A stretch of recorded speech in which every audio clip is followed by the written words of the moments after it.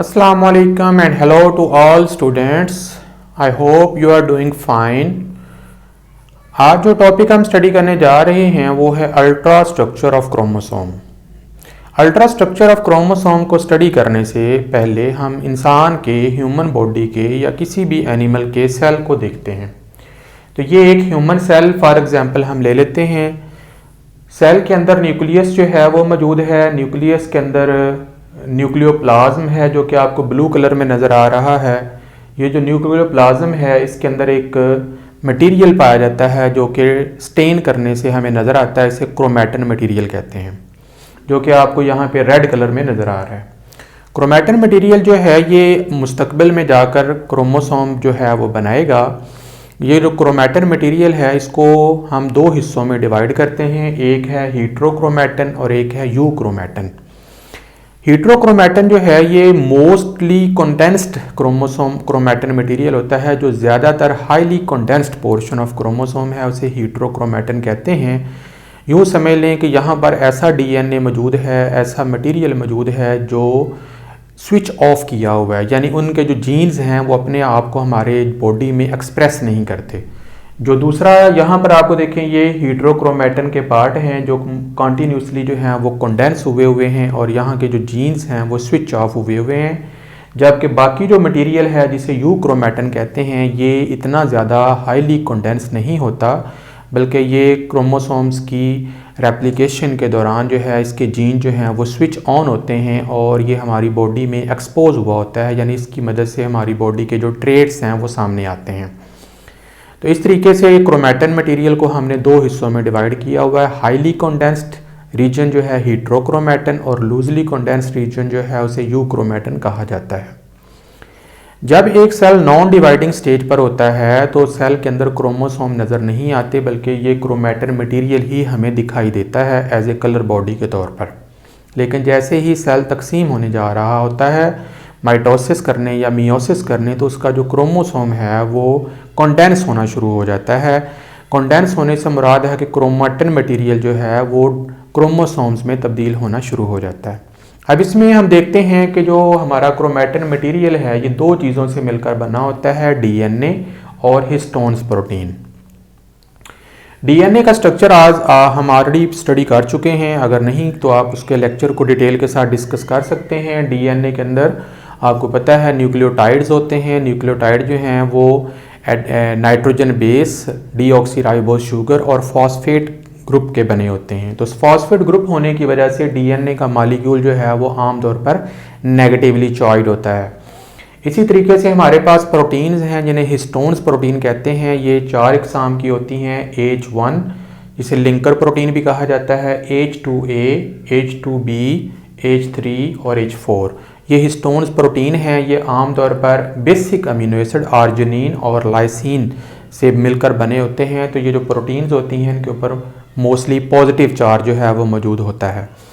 DNA और histones protein आपस में रैप अप होते हैं, लिंक्ड होते हैं और एक स्ट्रक्चर बनता है जिसे हम न्यूक्लियोसोम कहते हैं। तो आइए देखते हैं न्यूक्लियोसोम कैसे बनता है। तो फर्स्ट ऑफ ऑल हम लेंगे H2A प्रोटीन। H2A प्रोटीन जो है वो हम लेंगे उसके दो मॉलिक्यूल, यहाँ पे H2A आएगा।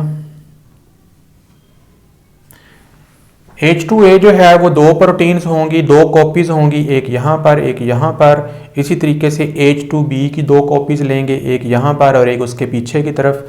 H3 प्रोटीन जो है उसकी भी दो कॉपीज़ होंगी आगे और पीछे, और H4 प्रोटीन जो है इसके भी हम दो कॉपीज़ लेंगे आगे पीछे। इस तरीके से हमारे पास टोटल 8 प्रोटीन्स बनेंगी। 1 2 3 4 5 6 7 और 8वीं पीछे है। इस तरीके से एक क्यूब बन जाता है 8 प्रोटीन का, जो कि हिस्टोन्स प्रोटीन कहलाती हैं। इस क्यूब को हम कहते हैं हिस्टोन ऑक्टामियर। हिस्टोन का बना हुआ 8 प्रोटीन का एक स्ट्रक्चर, एक पार्ट।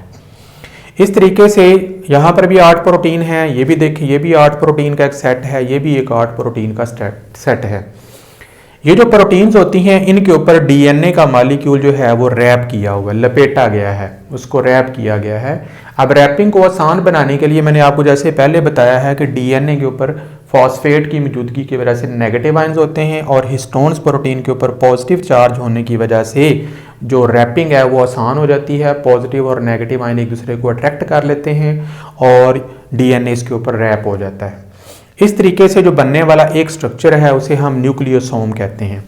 अगर हम काउंट करें तो इंसान की बॉडी में तकरीबन 30 मिलियन के करीब जो हैं वो न्यूक्लियोसोम एज ए होल जो हैं वो मौजूद होते हैं। अब यहाँ पर अगर आप देखें तो ये भी एक न्यूक्लियोसोम है, ये भी एक न्यूक्लियोसोम है और ये भी एक न्यूक्लियोसोम है। तो हमने यहाँ पे 4 इकसाम की प्रोटीन का जिक्र किया है, H2A, H2B, H3, H4। ये जो प्रोटीन है ये तो कोर बनाने में इस्तेमाल होती है न्यूक्लियोसोम का, लेकिन जो H1 प्रोटीन है इसे लिंकर प्रोटीन भी कहा जाता है। ये इन न्यूक्लियोसोम्स को आपस में लिंक करने के लिए इस्तेमाल होती है और ये आमतौर पर 2 न्यूक्लियोसोम के सेंटर में जो है वो लगी होती है। इसी तरीके से आप यहाँ पर भी देखें तो ये आपको लिंकर प्रोटीन मिलेगी, ये एक पूरा स्ट्रक्चर न्यूक्लियोसोम है। इस तरीके से न्यूक्लियोसोम जो हैं वो बनते चले जाएंगे, डीएनए और हिस्टोन प्रोटीन एक दूसरे के साथ रैप होते चले जाएंगे और हमारे पास क्रोमोसोम बनाने का प्रोसेस का आगाज़ हो जाएगा। उसके बाद फिर ये जो न्यूक्लियोसोम्स हैं इनको कॉम्पैक्ट किया जाएगा, कॉम्पैक्ट करने के बाद एक स्ट्रक्चर बना लिया जाएगा जो कि क्रोमैटिन फाइबर कहलाता है। और यही क्रोमैटिन फाइबर अगर आप यहाँ पर देखें तो आपको इस डायग्राम में भी नज़र आ रहा है। अब ये जो क्रोमैटिन फाइबर है इसकी हम कॉइलिंग करेंगे और उसकी मदद से एक सुपर कॉइल बनाएंगे। तो अगर आप यहाँ पर देखें तो ये जो हमने क्रोमैटिन फाइबर थे उनको कॉइल करके इकट्ठा कर लिया है और उसकी मदद से फिर हमने एक सुपर कॉइल जो है वो बना लिया है। जब ये सुपर कॉइल आपस में कंडेंस होती है तो हमारे पास क्रोमोसोम का स्ट्रक्चर बन जाता है। और जैसा कि आप जानते हैं कि एक क्रोमोसोम जो है वो 2 क्रोमैटिड्स पर मुश्तमिल होता है जिन्हें सिस्टर क्रोमैटिड्स कहते हैं। ये डुप्लीकेटेड क्रोमोसोम है और ये दोनों जो हैं ये एक सेंट्रोमियर के ज़रिए आपस में लिंक्ड होते हैं। इस तरीके से हमारी बॉडी में there are 46 chromosomes present in the every single cell of human body except gametes. Gametes में क्रोमोसोम नंबर जो है वो हाफ हो जाता है।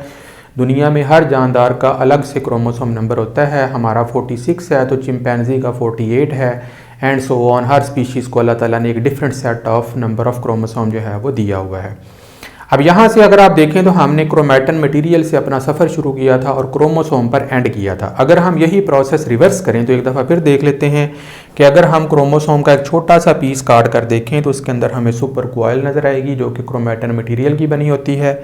इस सुपर कॉइल के अंदर क्रोमैटिन मटेरियल जो है वो हमें कॉइल की शक्ल में नज़र आता है। ये जो कॉइल है अगर हम उसको खोल कर देखें तो ये क्रोमैटिन फाइबर होता है। अगर हम इस क्रोमैटिन फाइबर को ओपन करके देखें तो इसमें हमें न्यूक्लियोसोम एक ख़ास अरेंजमेंट से नज़र आते हैं। अगर हम न्यूक्लियोसोम जो है उसको ओपन करें तो इसके अंदर हमें डीएनए और प्रोटीन नज़र आती है और ये जो डीएनए और प्रोटीन है ये फिर हमारे न्यूक्लियस में एज ए क्रोमैटिन मटीरियल के तौर पर मौजूद होता है। अब अल्लाह ताला ने हमारे जिस्म में हर क्रोमोसोम के अंदर एक डीएनए रखा हुआ है जिसके अंदर बेतहाशा इन्फॉर्मेशन जो है वो मौजूद है। और ये जो क्रोमोसोम है एक बहुत लंबा धागा होता है, थ्रेड लाइक स्ट्रक्चर होता है। तो एक अंदाजे के मुताबिक अगर हम एक क्रोमोसोम के ऊपर जितनी भी इंफॉर्मेशन लिखी हुई है न्यूक्लियोटाइड की शक्ल में, अगर उसको हम रीड करना शुरू कर दें, कॉपी करना शुरू कर दें, लिखना शुरू कर दें तो उससे हम तकरीबन 200 किताबें लिख सकते हैं। 200 बुक्स उससे लिखी जा सकती हैं सिर्फ एक क्रोमोसोम पर मौजूद जो है इंफॉर्मेशन से। अगर हम उस एक बुक को देखें तो उसमें 1000 पेजेस होंगे और अगर एक पेज को देखें तो उसमें 500 वर्ड्स होंगे और एक वर्ड जो है वो एक न्यूक्लियोटाइड के बराबर होगा। तो आप उससे अंदाज़ा लगा सकते हैं कि एक क्रोमोसोम के अंदर इतनी इन्फॉर्मेशन है कि आप 200 किताबें जो कि आपका एक पूरी लाइब्रेरी बन सकती है वो मौजूद है। और हमारी बॉडी के अंदर तो 46 क्रोमोसोम हैं। आप उससे अंदाज़ा लगा सकते हैं कि हमारे डीएनए के अंदर जो है ये कितनी ज़्यादा इन्फॉर्मेशन जो है वो मौजूद है। अब यहाँ पर दूसरी जो स्टूडेंट्स क्वेश्चन पूछते हैं कि ये कैसे पॉसिबल है और ये कैसे पॉसिबल है, तो ये अल्लाह ताला का एक मिरेकल है, मौजज़ा है कि अल्लाह ताला ने इतनी बड़ी इन्फॉर्मेशन को एक छोटे से डीएनए के अंदर जो हमारे न्यूक्लियस में है, जो हमें नज़र भी नहीं आता, हमें इलेक्ट्रॉन माइक्रोस्कोप से उसको देखना पड़ता है, उसके अंदर ये सारी इन्फॉर्मेशन जो है वो मौजूद है। तो आई होप कि ये आपको लेक्चर समझ आ गया होगा। अगर आ गया है तो प्लीज़ इसको लाइक करें, सब्सक्राइब करें, दोस्तों के साथ भी शेयर करें। तो hopefully see you in the next lecture. Bye.